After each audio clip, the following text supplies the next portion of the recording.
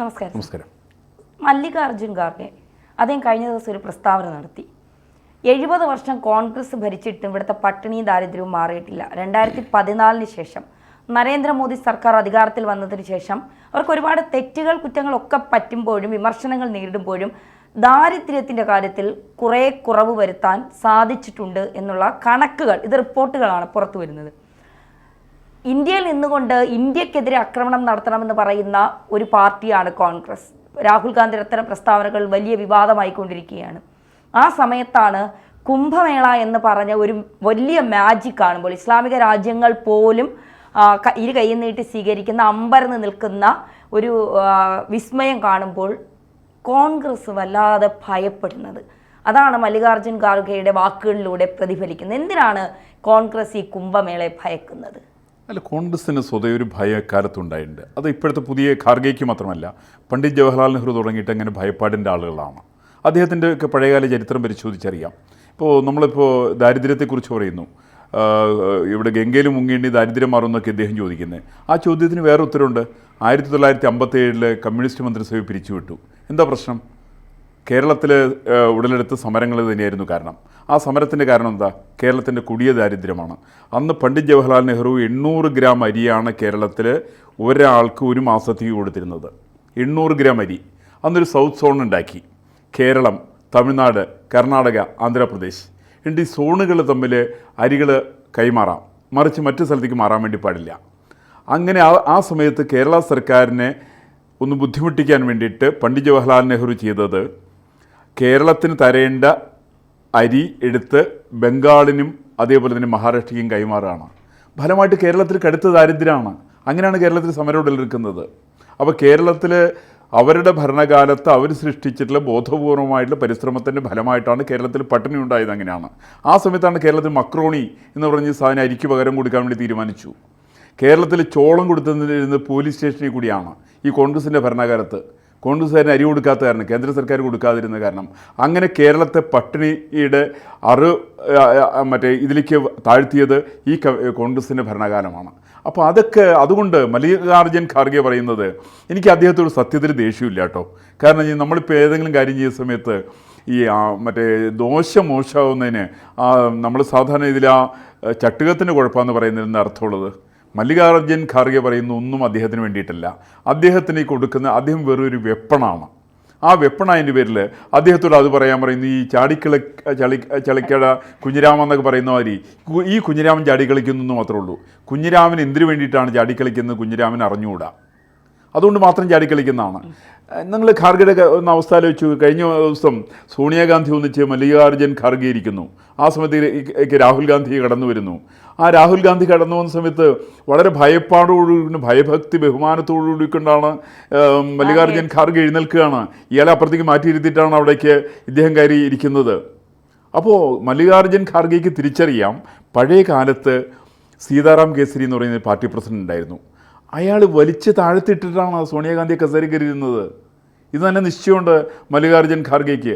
അപ്പോൾ അതുകൊണ്ട് ഏത് നിമിഷത്തിലും തൻ്റെ കസേര താഴെ പോകുന്ന ബോധ്യമുള്ള മല്ലികാർജുൻ ഖാർഗെ എന്താ ചെയ്യുന്നതെന്നുണ്ടെങ്കിൽ, എന്തൊക്കെയാണ് രാഹുൽ ഗാന്ധി പറയുന്നത്, എന്തൊക്കെയാണ് സോണിയാഗാന്ധിയുടെ മനസ്സിലുള്ളത്, എന്തൊക്കെയാണ് ജോർജ് സോറസിൻ്റെ മനസ്സിലുള്ളത്, ഈ സാധനങ്ങളെല്ലാം വച്ച് വിളമ്പാനായിട്ടുള്ള ഒരു പരിശ്രമത്തിലാണ് മല്ലികാർജുൻ ഖാർഗെ. എനിക്ക് അതിൻ്റെ ചെറിയൊരു അനുഭവം ഉള്ളത്, ഞാനൊരു 25 കൊല്ലം മുമ്പായിട്ട് എനിക്ക് ആദ്യമായിട്ട് കുംഭമേളയ്ക്ക് പോയതെന്നാണ്. ഈ പറയുന്ന പ്രയാഗ്രാജ് എന്ന് പറയുന്ന അലഹാബാദിൽ അന്ന് ഈ ത്രിവേണി സംഗമ സ്ഥലത്ത് എത്തിയിട്ട് കാല് കഴുകാൻ സാധ്യമല്ല ഗംഗയിലിറങ്ങിയിട്ട്, അത്രയ്ക്ക് അഴുക്കാണ്. മറിച്ച് ഞാൻ കഴിഞ്ഞ ടൈമിലും കുംഭമേളയ്ക്ക് പോയിട്ടുണ്ടായിരുന്നു 4 വർഷം മുമ്പ്. ഇപ്പം നിങ്ങൾക്ക് കുംഭമേളയ്ക്ക് പോയിട്ടുണ്ടെങ്കിൽ നിങ്ങൾക്ക് ത്രിവേണി സംഗമത്തിൽ ഇറങ്ങിയിട്ട് നിങ്ങൾക്ക് കുളിക്കാം. അവിടെ വൃത്തിയാകാനുള്ള സൗകര്യമുണ്ട്. നിങ്ങളവിടെ നദിയിലേക്ക് ഒഴുക്കുന്ന നിങ്ങളുടെ പുഷ്പങ്ങൾ മിനിറ്റിനകം തന്നെ അവിടെ നിന്ന് കോരിയെടുക്കുന്ന സംവിധാനങ്ങളുണ്ട്. അതിനു വേണ്ടിയിട്ട് സംസ്കരണ കേന്ദ്രങ്ങളുണ്ട്. എല്ലാവർക്കും വസ്ത്രം മാറാനുള്ള സൗകര്യങ്ങളുണ്ട്. 10,000-കണക്കിന് കേന്ദ്രങ്ങൾ അത്തരത്തിലുണ്ട്. ഇതിൻ്റെ ഒരു വലിയൊരു മാറ്റമാണ്. ഈ മാറ്റം സംഭവിക്കുമ്പോൾ എന്താണെന്ന് വെച്ചിട്ടുണ്ടെങ്കിൽ അവിടെ ഒരു ദിവസം വരുന്നത് 1 കോടി ആളുകളാണ്. മല്ലികാർജുൻ ഖാർഗെയ്ക്കോ രാഹുൽ ഗാന്ധിക്കോ സോണിയാഗാന്ധിക്കോ ഒന്നും സ്വപ്നം കാണാൻ സാധിക്കാത്ത, എന്തിനാ പറയണേ, മക്കയിലാകെ വരുന്ന എത്ര പേരാണ് വരുന്നത്? ഇപ്പം മക്കയിൽ വരുന്നതിനേക്കാൾ എൻ്റെ ഇരട്ടി ആൾ പ്രയാഗ്രാജിൽ വരുന്നില്ലേ? അത്രയും വരുന്നുണ്ട്. പ്രയാഗ്രാജിൽ അത്രയൊക്കെ ആളുകൾ വരുന്നുണ്ടെന്നുള്ള വരും. മല്ലികാർജ്ജുൻ ഖാർഗെയ്ക്ക് നല്ല നിശ്ചയമുണ്ട്, ഇത് മറ്റേ UAEക്ക് നല്ല നിശ്ചയമുണ്ട്, സൗദി അറേബ്യയ്ക്ക് നല്ല നിശ്ചയമുണ്ട്. അവിടെ മുസ്ലിങ്ങളടക്കമുള്ള ആളുകൾ വരുന്നുണ്ടല്ലോ, ഇവിടെ സയൻറ്റിസ്റ്റുകളായിരിക്കുന്ന ആളുകൾ വരുന്നുണ്ടല്ലോ. മക്കയിലേക്ക് ആരൊക്കെയാണ് പോകുന്നത്? കേവലം മുസ്ലിങ്ങൾ മാത്രമാണ് പോവുക, മറ്റൊരാൾ അവിടേക്ക് പോകാറില്ല. അതിന് പോകണമെന്നുണ്ടെങ്കിൽ കേരളത്തിൽ നിന്ന്, ഇന്ത്യയിൽ നിന്ന് പോയിരുന്നത് BJP സർക്കാർ വരുന്നതിന് മുമ്പ് മുഴുവൻ സബ്സിഡിയും കേന്ദ്ര സർക്കാർ കൊടുത്തിട്ടാണ് പോയിരുന്നത്. അങ്ങനെ സബ്സിഡി വാങ്ങിച്ചു പോകുന്ന ആളുകളല്ലാതെ കണ്ട് മക്കയിലേക്ക് വേണ്ട രീതിയിൽ ആളുകൾ പോയിരുന്നില്ല. മറിച്ച് പ്രയാഗ്രാജിലേക്ക് വരുന്നത്, കുംഭമേളയ്ക്ക് വരുന്നത് വിശ്വാസികളായിരിക്കുന്ന, പണ്ഡിതന്മാരായിരിക്കുന്ന, വേണ്ടത്ര വിജ്ഞാനമുള്ള ആളുകൾ ചരിത്ര വസ്തുതകളുടെ അടിസ്ഥാനത്തിലാണ് സ്ഥലം സന്ദർശിക്കുന്നത്.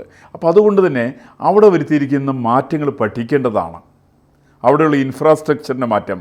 ഇപ്പം ഞാനവിടെ ഒരു ഓട്ടോറിക്ഷയിൽ സഞ്ചരിച്ചു പോയ സമയത്ത്. അപ്പോൾ ഒരു ഓട്ടോറിക്ഷക്കാരൻ ഞാൻ ചോദിച്ചു, എത്ര രൂപ ഒരു ദിവസം കിട്ടും, അപ്പോൾ എങ്ങനെയാണ് ഓട്ടോറിക്ഷ വാങ്ങിച്ചത് എന്ന് ഞാൻ ചോദിച്ചു. അപ്പോൾ അദ്ദേഹം പറഞ്ഞത്, എൻ്റെ ഓട്ടോറിക്ഷ 2,16,000 രൂപയ്ക്കാണ് വാങ്ങിച്ചത്. 30,000 രൂപ സംസ്ഥാന സർക്കാർ സബ്സിഡി തന്നു. 1,86 ഞാൻ ചിലവാക്കി. ആ പണം ഒരു ദിവസം 2,000 രൂപ വെച്ചിട്ട് അടയ്ക്കണം. അപ്പോൾ ഞാൻ ചോദിച്ചു, 2,000 രൂപ ഒരു ദിവസമോ? അപ്പോൾ 60,000 രൂപ മാസം അടയ്ക്കണ്ടേ? അപ്പോൾ അതെങ്ങനെ ഈ പണം കിട്ടുക?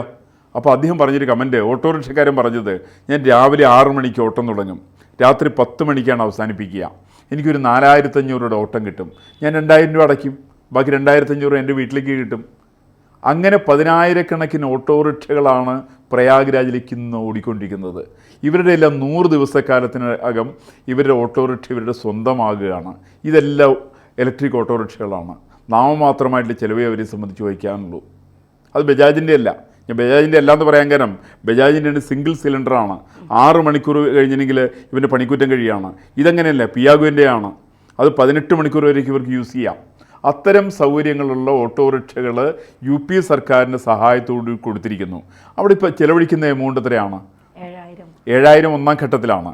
മൊത്തം ചിലവഴിക്കാവുന്ന 30,000 കോടി രൂപയാണ്. ഞാൻ മനസ്സിലാക്കുന്നത് അങ്ങനെയാണ്. 30,000 കോടി രൂപ ചിലവഴിച്ച പ്രശ്നമില്ല. ഈ സർക്കാരിന് കിട്ടാൻ പോകുന്നത് ഏകദേശം 3 ലക്ഷം കോടി ട്രാൻസാക്ഷനാണ് വരിക. 50,000 കോടിയിലധികം വരുന്ന എമൗണ്ട് അവർക്ക് ടാക്സ് ഇനത്തിൽ മാത്രം കിട്ടും, സർക്കാരിന് കിട്ടും. അതുപോലെ അവിടുത്തെ ജനങ്ങളുടെ കയ്യിലേക്ക് പണം വരും. ഇതൊരു വലിയൊരു വളരെ വിപുലമായിട്ടുള്ള സംവിധാനമാണ് കുംഭമേള. ആ കുംഭമേളയിലേക്കാണ് ഇവർ പറയുന്ന കോൺഗ്രസ്സുകാരന് വിവരമില്ല എന്നുള്ളതിന് നമ്മൾ ഉത്തരവാദിയല്ലല്ലോ. അവർക്ക് പഴയ ഗാന്ധിയെ വിശ്വാസമില്ല. മഹാത്മാഗാന്ധി 1915 വന്നത്. ഗാർഖെ ഒന്ന് പറയട്ടെ, 1915 ഇന്ത്യയിലെത്തിയത്. അദ്ദേഹത്തിൻ്റെ ഇന്ത്യൻ സ്വാതന്ത്ര്യ സമരത്തിൻ്റെ തുടക്കം എവിടെ നിന്നായിരുന്നു? കുംഭമേളയിൽ നിന്നാണ്. ആദ്യമായിട്ട് കുംഭമേളയിൽ 1915 അദ്ദേഹം പങ്കെടുക്കുന്ന പൊതുപരിപാടി 1915 കുംഭമേളയാണ്. അതിലാണ് മഹാത്മാഗാന്ധി പങ്കെടുത്തത്. ഇന്ത്യൻ സ്വാതന്ത്ര്യ സമരത്തിലേക്ക് അദ്ദേഹം ഇറങ്ങുന്നത് കുംഭമേളയിൽ കൂടിയാണ്. കാരണം കുംഭമേള ഇന്ത്യൻ സ്വാതന്ത്ര്യ സമരത്തിന് നൽകിയിട്ടുള്ള സംഭാവന ഇന്നത്തെ കോൺഗ്രസ്സുകാരന് മനസ്സിലാവില്ല. കാരണം ഇന്നത്തെ കോൺഗ്രസ്സുകാരനും ഇന്ത്യൻ സ്വാതന്ത്ര്യ സമരമായിട്ടുള്ള ബന്ധം കടലും കടലാടിയും തമ്മിലുള്ള ബന്ധമാണ്. അവർക്ക് ഒരു ബന്ധമില്ല. സോണിയാഗാന്ധിക്ക് ബന്ധമില്ല, രാഹുലിന് ബന്ധമില്ല, ഖാർഗെയ്ക്ക് ബന്ധമില്ല. ഇവർക്ക് ആർക്കും ബന്ധമൊന്നുമില്ല. ഇവർ ചരിത്രം പഠിക്കാറുമില്ല. ഇവരില്ലായിരുന്നു എന്ന് മാത്രമല്ല, ആ കാലത്ത് ഇന്ത്യൻ സ്വാതന്ത്ര്യ സമരത്തിന് എതിരായിട്ട് പ്രവർത്തിച്ചിരുന്ന ആളുകളുടെ താവഴിപ്പെട്ടവരാണിവർ. അതിൽ യാതൊരു സംശയ കരുതലില്ല. അപ്പോൾ അതുകൊണ്ടാണ് ഇന്ത്യൻ സ്വാതന്ത്ര്യ സമരത്തിൽ മഹാത്മാഗാന്ധിയുടെ പങ്കാളിത്തം, ആ മഹാത്മാഗാന്ധിയുടെ ഗാന്ധിപ്പട്ടം അടിച്ചു മാറ്റിയവരാണ് ഇവർ. അതുകൊണ്ടാണ് ഗാന്ധി തുടക്കം കുറിച്ചിട്ടിരിക്കുന്ന കുംഭമേളയെക്കുറിച്ചിട്ട് ഇവർ തെറ്റായിട്ട് പറയാൻ കാരണം, ഇവർക്ക് ഗാന്ധിയോട് വെറുപ്പാണ്, അറപ്പാണ്. ഖാർഗെയ്ക്കോ അതെ, സോണിയാഗാന്ധിക്കോ അതെ, രാഹുൽ ഗാന്ധിക്കോ അതെ, നെഹ്റു കുടുംബത്തിന് മൊത്തം അങ്ങനെയാണ്. അവർക്ക് ഗാന്ധി കുടുംബത്തെ പേരാൻ വേണ്ടി സാധ്യമല്ല. അതുകൊണ്ടാണ് MN സത്യാർത്ഥി എഴുതിയിട്ടുള്ള പുസ്തകമുണ്ട്. പുസ്തകത്തിൻ്റെ പേര് നേതാജിയുടെ കഥ എന്നാണ്.